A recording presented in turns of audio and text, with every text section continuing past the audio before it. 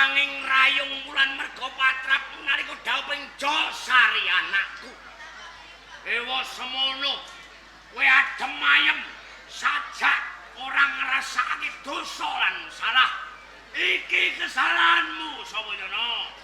Kanjeng Adipati Gurdapati. Ya, Ampun banget panjenengan menggalih babakan donya. lho, Ranten menapa? ana apa? Kedadosan ing donya menika sampun kinodhat dening Gusti Kang Maha Kuwasa. Ana tetembungan, Ya, judul, pati lan pesthi wis Pesthi, kinodhat. Menungso ora bakal kuwawa bedah kutaning pesthi. yen aku dadi kowe mesti kandha ngono. Ning nek kowe dadi aku, loro wirangku kaya ngapa nalika ning Parang Garuda dedaupanake sing padha ngestreni Josari, anakku didaupake kalan Rayung Wulan nanging blencong mati kowe minggat nggawa Rayung Wulan. Senajan tata gelar kasunyatan aku wirang ning satengahane. Aku isin. Sapa nyono aku isin? Kanjeng Adipati. Ya, Gedhe cileke panjenengan silepataken kula. ya mesti wae. Kula pun ruwantun nyolong nganten putri. Bener. Sampeyan ngrupuke kula nggih monggo. Ngono. Nanging wonten sing luwih salah melih. Sing salah apa? Sing lepat nggih sampeyan. Saku salah iku ndi? Sampeyan salah ing undang kula ndalang teng sampeyan. Mergo pegaweanmu tau undang, aku tok salahno. Nggih. Mongko aku bayar diapuranmu. Dalang bakaran edian ora patrap ora tata. Ngeten kemawon. Piye? Perkawis menika monggo dipun sirep sakmenten kemawon. Ampun ngantos damel derdah, ampun damel perang. Kranten napa to Kanjeng? Nggih. Tiyang perang niku tundhone mung nambahi pangorbanan. Ngono. Nggih. Clatune dalang iki dirungokke sapa wae adem ning pakar teledang kowe diadem wajib dina. Pamero tembung ning ngarepanku aku ora ati mergo Josari Pak. Meraku eman pedhot pasedhuran. Ewa dene sampean wis wani nempiling dalang sapa nyono. Ya. Dalang sapa nyono ki menungso. Sing dirasa wong cacing wae tidak gemloget. Karemu Aku ditempiling kok monggo yo aku ora wani karo sampeyan. yen ngancen kowe wani. Dalang bakaran adep ana mangsa ing Parang Garuda Adipati Gurdapati. Ayo dijajal. Gurdapati po dalang sapa nyono sing tenani pati. Ayo.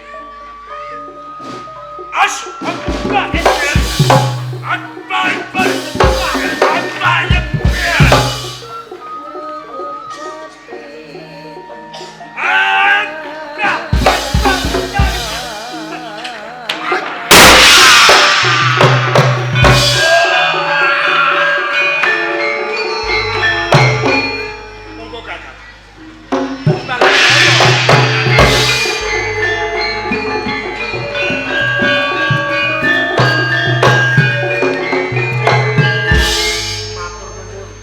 Lamun to Adi Kembang Jaya ora tepang papan kene.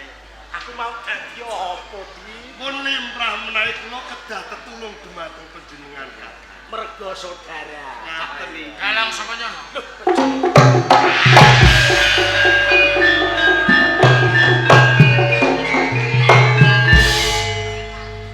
Kudune aku matur nuwun marang sira sakloron. Bisa nyirep perkara iki. Nanging jujering aku wong tuwa.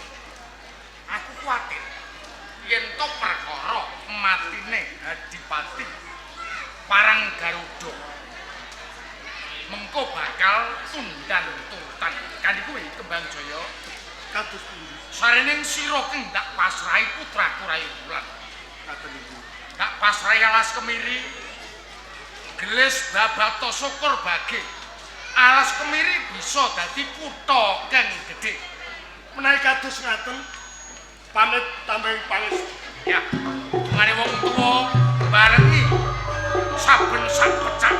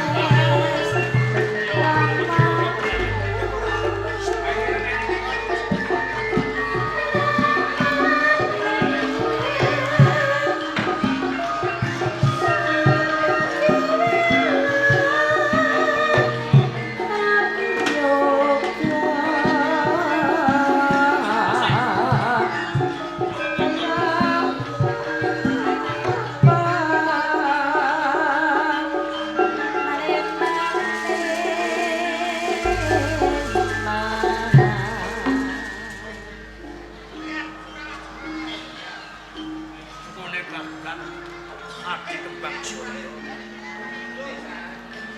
Sawetara ndedonga marang Gusti Kang Maha Kuwasa. Mung wit siji kang aran Randu sangka Banyawangku. Ya wit siji kae kang bakal ambedha kalah. Ya. Kodhat iso dirodati. Gusti ra bakal ubah nasib kaum. Lamun to kaum ora ubah nasib iki. Bakal minta kanugrahan Allah Subhanahu wa taala. Bakal tak solawati kanggo solawat Jibril.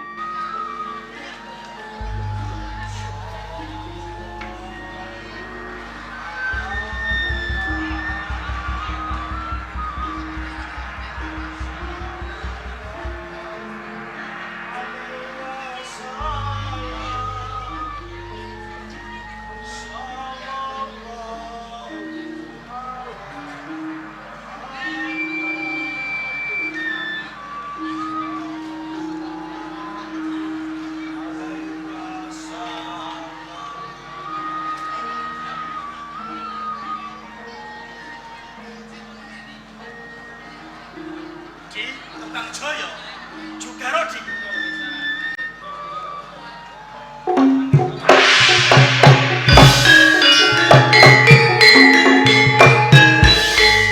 Kakang dalang sapa to? Di sangka Kados pundi? sangka ping tunggu Ngaten. wektu dina iki dina kang pas, dina kang becik nggonmu miwiti bab-bab ing alas kemiri. Ngaten. Nah, iki tampanana kanggo miwiti aja lali nyebut marang panguwasane Gusti Allah Subhanahu wa taala. Pangestunipun Kakang, anggen kula miwiti babat alas kemiri kalis ing Rubito. Nggonmu babat tak ranti ning papan kono ya ning Sewut Gedhe kae ya. Ngaten. Sewang-sewang. Sing hati-hati. Antun selamat Kakang.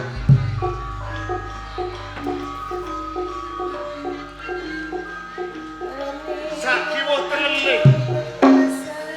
Wis padha kababat. Nanging gumun sajroning atiku. Wong wit-witan iki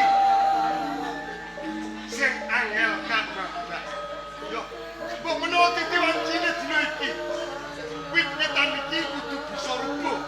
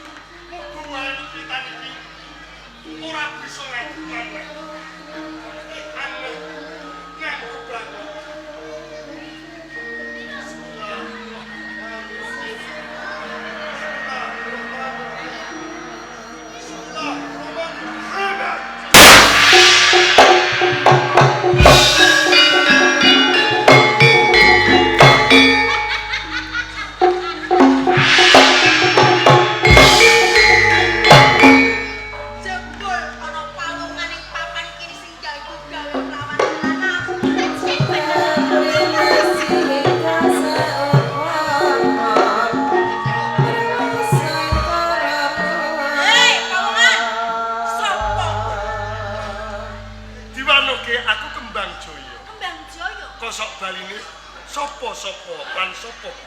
Aku Dadung iku. Aku Sendangmu. Sendang. Aku Dewi Mayang.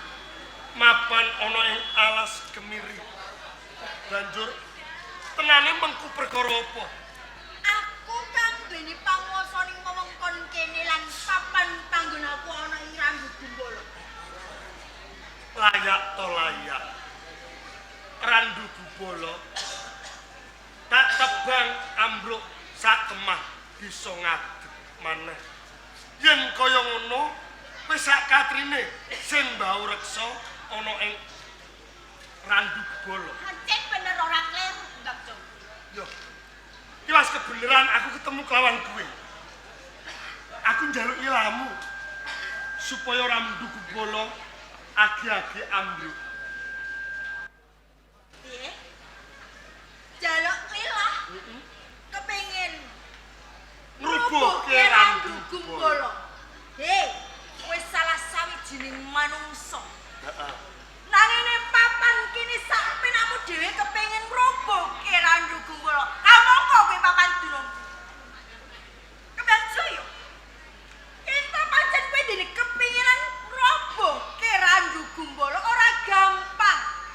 Ora gampang. Mergo kabeh iki mau wewengkonku lan kadang-kadangku. Ning kene aku wis njaluk lilah kelawan kowe. Kurang kepiye maneh? Luwih becik sak katrine ninggalo ana ing Randu Gumbala. Kembang Jaya. Heeh. Ning kene kowe oleh ngrubuhake marang Randu Gumbala. Nanging kudu ana syarat lan prasarane. Kudu ana pitukane. So, Banjur aku kudu tumindak sing kepiye? waton kowe gelem ngepek bojo aku lan kadangku, kowe bisa ngrubuhake marang Randu Gumbala. Mengko dhisik. Kok gampang temen ucapmu. Yen tak sawang kowe kuwi dudu lamaking menungsa. Kowe kuwi bangsa krajiman. Saya-saya aku kudu bebojoan kelawan kowe. Yen to kelakon ateges aku bakal ngowahi kodrat. Apa kabeh tembungku kuwi kleru? Kleru. Kok bisa? Mergo aku kuwi menungsa, kowe bangsa krajiman. Ora ana tinane menungsa kok duweni bojo bangsa krajiman. Kowe munggo-munggo Kembang Jaya. Ngertenono. Ning papan kene ento kok anggap aku bakal ngwawahi kodrat pancen bener. Heeh. Mergo apa? Bangsane kajiman yen entuk kajiman kuwi wis lumrah. Lumrah. Menungso entuk menungso wis lumrah. Patut. Ning papan kene aku kepen ngwawahi kodrat. Bangsa kajiman kepengen entuk menungso. Ya apa ora Dek? Acen bener kuwi Kang. Kali ini kene Yen gelem kowe apa ora? gelem, Randu Gumbala rubuhke ora apa-apa. Nanging ana emane. Emane apa Kembang Jaya? Emane aku ora sago lamun to sandingan kelawan kowe. Rasaku Aku ora tresno sing gedhe pangapurane. malah kaya ngono Kang. Ora sago? Heeh. Yen kowe ora sago, teges cabar nggonmu kepengen ngrubuhke Randu Gumbala. Gembleng tekad ing atiku. Kanggo dalan sing kepiye wae, aku kudu bisa ngrubuh. Ora sah wangkal, gelem apa ora? Ora. Tak kira kowe yen to ora gelem napa katresnanku lan kadang-kadang ora bakal bisa ngrubuhake Randu Gumbala kowe Kembang Jaya. Kuwi kandhang. Iya, Nanging aku duweni kapitayan sak jroning atiku. Apa ya? Lamun to ing bisuke aku bisa ngrubuhne Randu Gumbala. Tak coba. Menungso yang digodho kuwi ora kagodho kuwi aku ora percaya. Gelem apa Kembang Jaya? Gampang temen. Aku wis ora sago ya ora sago. sajake kok Ora iso dadak meksa kelawan aku.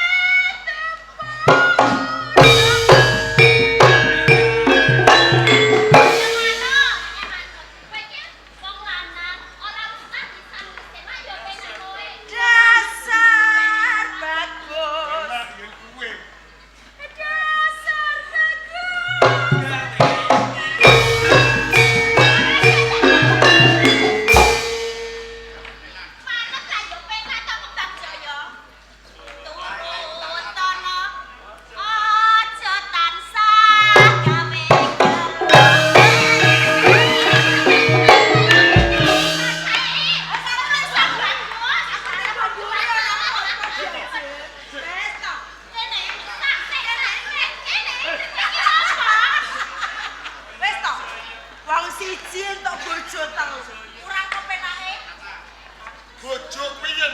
menungso.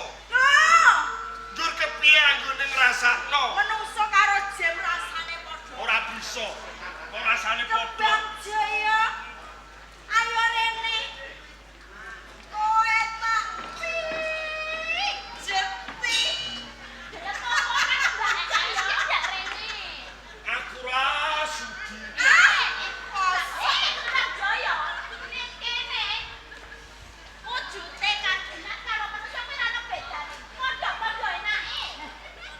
Sing kandha sapa? Kembang Jaya. Cedhak aku. Kowe tak Aku malah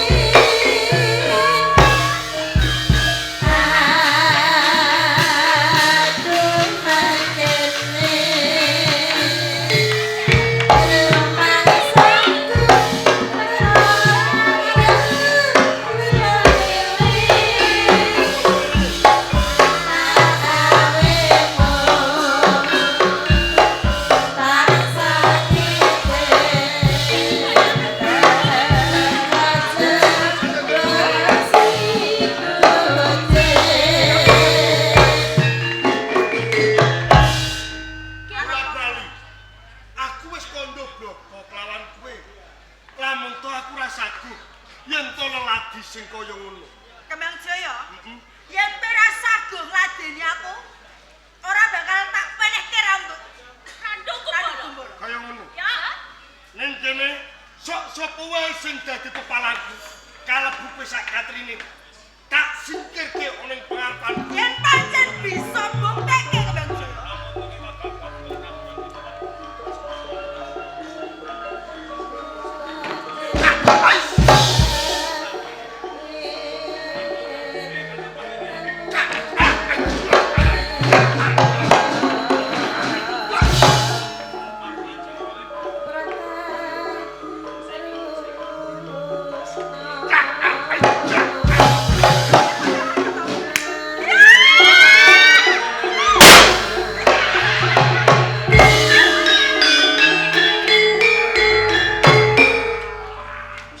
Hei, arep apa kowe mlayu wae yen pancen bisa?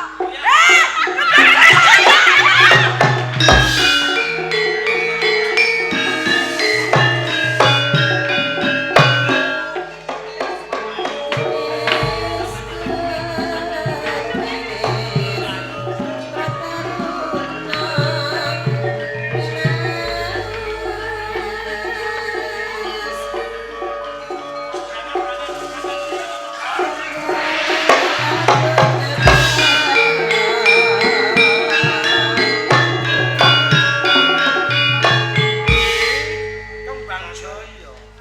Sirahku iki isih utuh apa ora Kakang? Wis utuh. Nek ora duwe sirah terus lemu raup terus piye?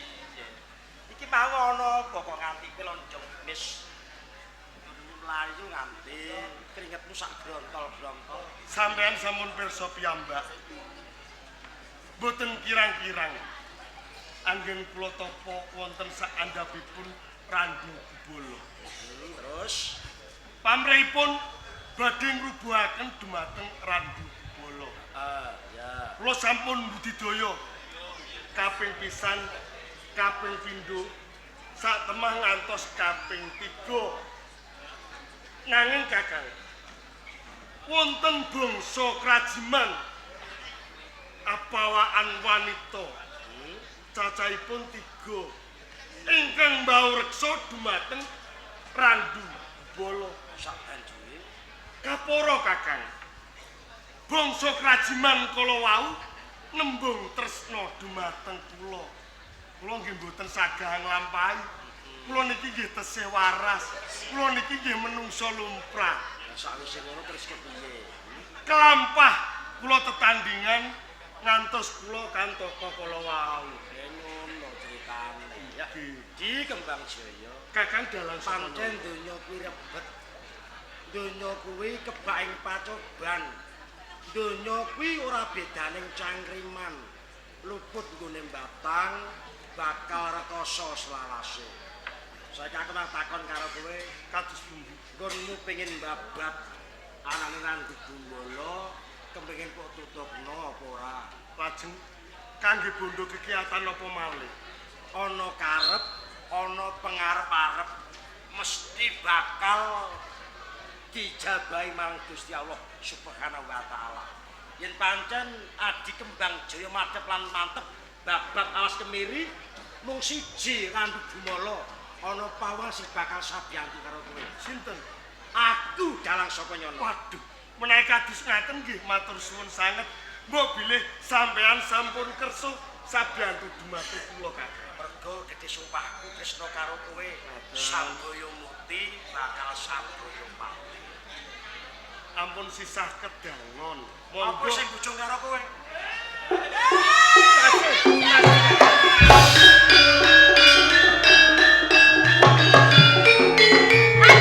Jaya, jare sing bujung kok ora ana pawongan sing teko, Kembang Jaya.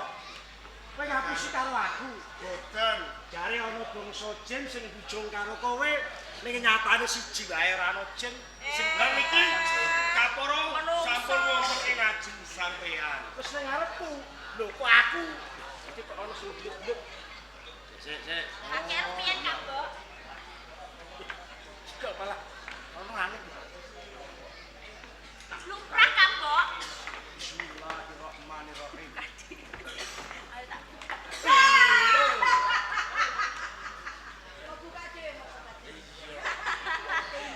Jaduk bang kowe ya. Arep tak buka batinmu malah wis kok buka. Bodo to Di, Pripun Kakang? jeme wedok ayu-ayu kok emok. Lah niki mboten menungso lho Kakang. Wis tak kandhani. Krajiman. Menungso karo jin kuwi rasane padha wae. Padha ae ana bolongane. Kepenak kadune. Bojo sak dilan telu lah. Piye kejane lah ya penak. Iki golek bojo menungso. Siji wae kurang karuan entuk. Lah iki jenenge tulodo utawa contoh. Nek menungso imane kuat kuwi contone kaya Kembang Jaya. Wadah lanang apa? Sapa jenengmu? Aku, Hah? aku. Hmm. Kowe takon jenengku. Siap. Apa kok tebon sakit. Warna tegur. Apa kowe njaluk? Aku jadung. Segera ning kene. Jadung iki sing siji. Aja Kang Bos. Jenengan pinggir. Aku jadung. Iya wis krungu aku. Oh iya. Ini Ah, jadung. sing siji sing awake lanang sing sapa? Lah kok ora nyawang kowe. Wes lendamu. Oh, sing Baline sapa? sendang. Oh. Sendang ini. Siji sapa kae tak tekane sisan. Ora oleh Kembang Jaya oleh iki ora kok. Wis. Perkara itu gampang. Jenengmu sapa? Aku Dewi Maya. Oh, Dewi Maya. Sir, Apa kowe kalebu bangsa jin? ora kleru. Ditepungke. Aku kuwi dalang saka nyono. Dalang. Hmm. Dalang suatu. Ora dalang saka nyono. Sangka Bakaran kalebu sedulure Kembang Jaya. Jajang. Apa kan, Mbok? Ora dhewe wong telu. Nek Kembang Jaya ora gelem wis Dalang siji sapa nyono wae ya, Kang, Mbok, ya. Ora apa-apa. Kok padha-padha baguse wae kok. Padha rasa-rasa apa ki mau? Ora kecekel Kembang Jaya dalang sapa nyono ya ora. Ngono, kena kowe dibujuk dalang sapa nyono. Ning ana syarate. Syaratnya apa? Yen iso ngalahke dalang sapa nyono, aku gelem Oh, dadi bojone. Nang karo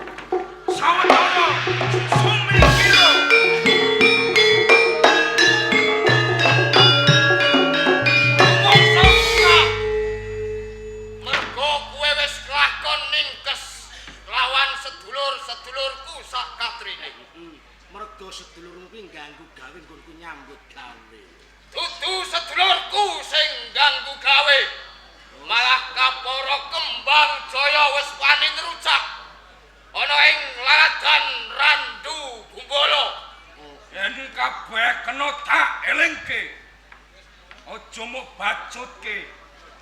Lamun to kowe babak Randu Kumbolo. Mergo Randu Kumbolo iki wewengkon. Gedhe sumpahku babak Randu Kumbolo. Lan wong to kowe dadi palang bakal tak sirnake sawa jagat. Mati!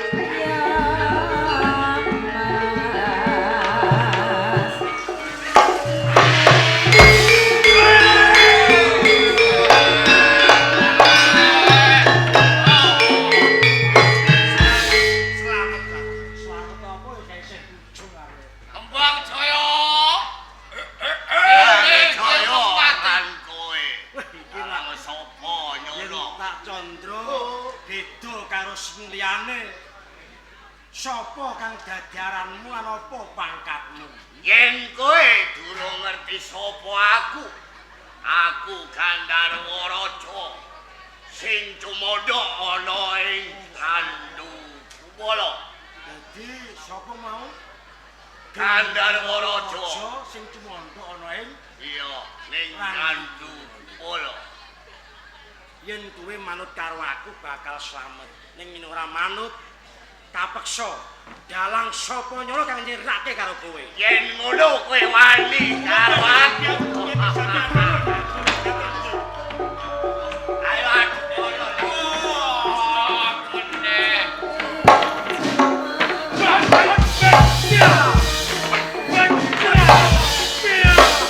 Sapa nyala? Ayo panjen sing diadu.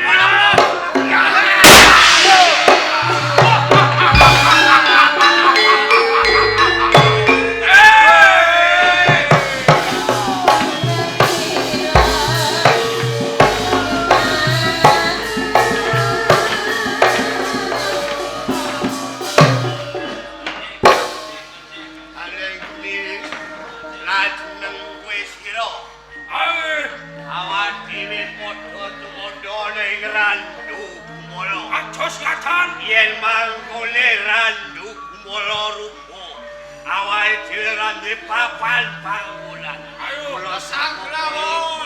Katem lihat. Go!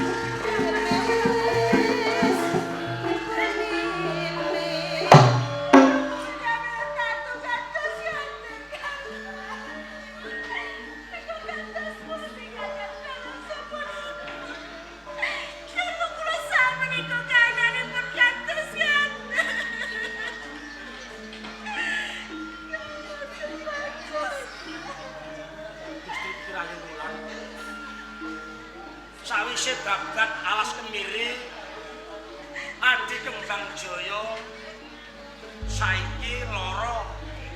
Ning larane Adi Kembang Jaya lagi pisan iki aku nemoni. ning sampean utawa selang. Aku bakal budidaya lan pados cara supaya Adi Kembang Jaya iso saras kados wingi.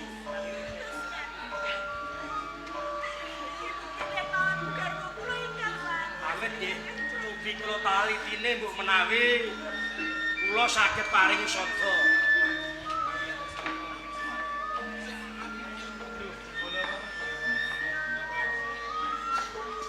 Sarang sangka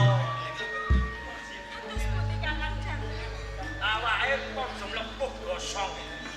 Yen ngono iki gundala wireng.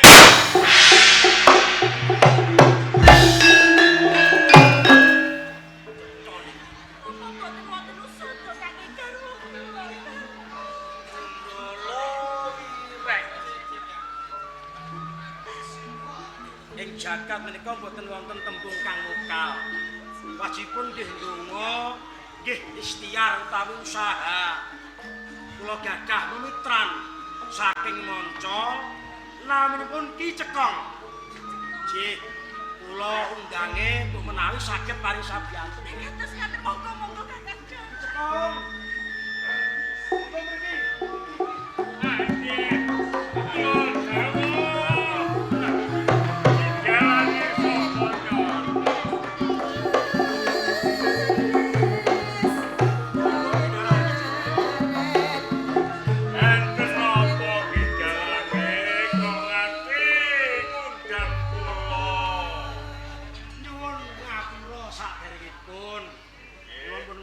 Sampeyan karaya-raya kula ken teka wonten ing papan mriki. Kerane kula wonten bab sing ajeng kula kandhake kalih sampeyan. Lajeng enten bab napa dalange? Kula niku gadah sederek. Namine niku Kembang Jaya. Kembang Jaya. Nggih, dasanipun nembe sakit. Kula bingung pun foto gelang paribasanipun anggen kula pati pados jamu nanging dugi wekdal sakmenika Kembang Jaya dereng waras. Kula saking menika ya Ki sampeyan kula mireng teka menawi samiku tabrik sing waskita jaluk tulung diksa ditaliti mbok menawa sampeyan ngerti jamune. Nggih saged kula sagadu-gadu ing manah nggih cobi kula tak pengin ngertos napa sakitipun niku Ndara Kembang Jaya. Nggih, monggo Ki Monggo kula nyuwun tulung panjenengan sadari karo kula. Nggih.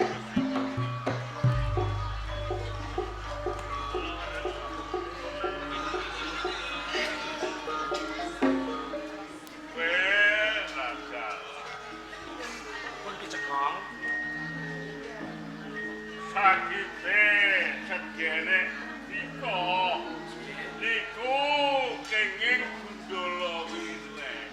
Gundala Wireng. Ora tenan to. Kula wau nggih nyadah panggita Gundala Wireng. Nek kula mboten tabib, kula mboten mantu-mantu. Niku mboten satunggal menungso ingkang saged nambani utawi musadani. Nggih, ngaten nggih dalange sapa nyono lan panjenengan Ndara Putri nggih dika rewang-rewangi nyuwun panguwasaning Gusti kang akal jagat tobi kula tambanane. Hayya! Wasingan! Cekong. Mampu teko loro lunga. Hayya! Wasyawala.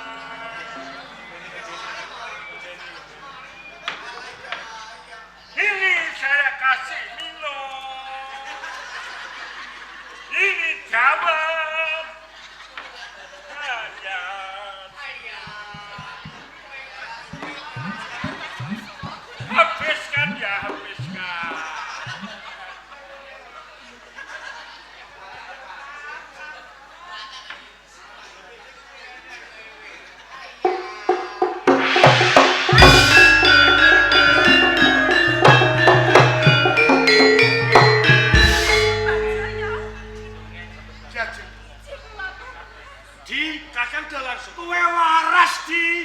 Alhamdulillah. Iya. Kakang Dalang Sapa? Inggih sedherek sampun. Sinten menika? Nika memitran kula naminipun Ki Cekong Oh, Ki Cekong. saking Cina. Saking Cina.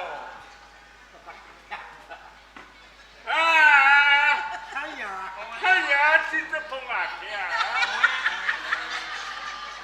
Kasih nama Ki Cekong. Ki Cekong.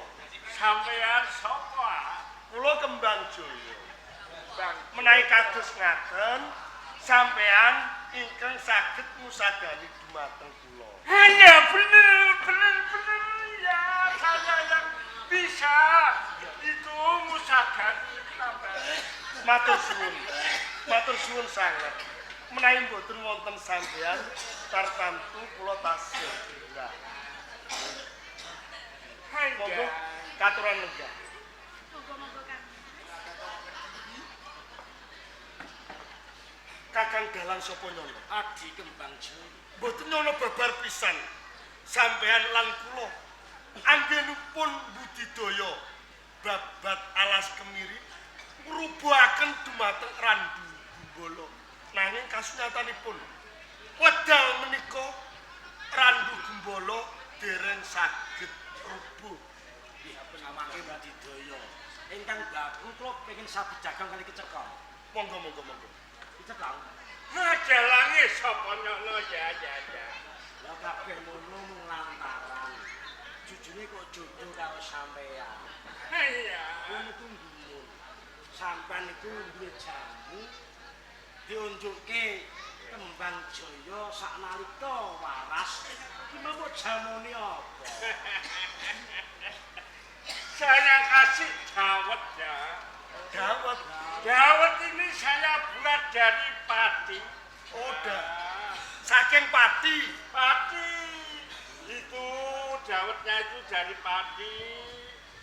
Terus saya kasih santan. Ini air kelapa. Peresan air kelapa itu. Yang putih-putih menika santan. Sing isor iki Pati. Segera nggih sak temah tenaga kula saged pulih malih. Kowe Ki Cekong. Iki nggone babat alas kemiri durung rampung. Ayo saya mau sabyantu Yen pancen Ki Cekong gelem sabyantu, ayo bareng-bareng. Ngaten Kakang. Piye? Mboten ngelengaken dumateng Ki Cekong. Terus Malah kaporo kula badhe nganakaken sayembara.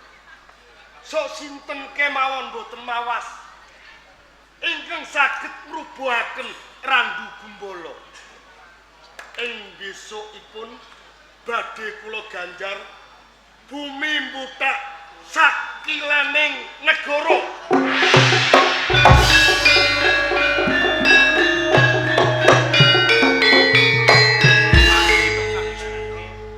Kakang Dalang sapa nyono? Totelo sayembara panjenengan sampun kumecap.